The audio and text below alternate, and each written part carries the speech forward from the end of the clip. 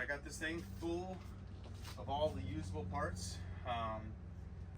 Goal is to get it back down to Florida, tear it all apart, get everything out of it, get it all cleaned up, get the motor back to life, and turn it into a little driver. So here we go.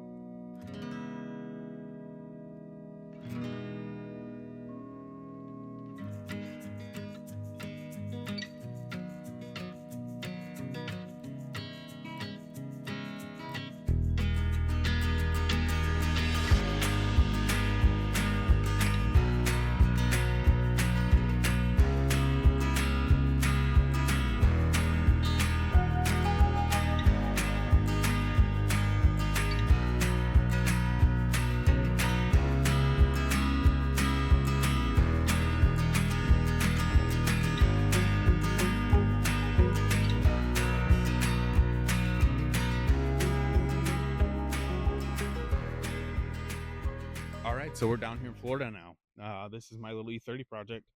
It's a 1984 325E with an engine and trans out of a 318i.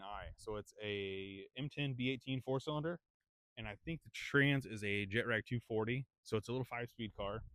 I'm not 100% sure on the state of the car.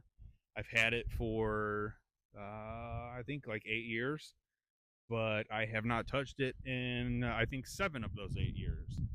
So I'm not really sure the condition of the engine.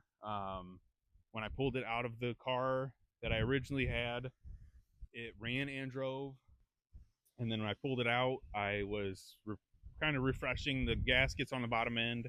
And then we ended up moving around a bunch. So I just stuffed it in the shell, and it's been sitting ever since. So there is a chance that the engine could be locked up.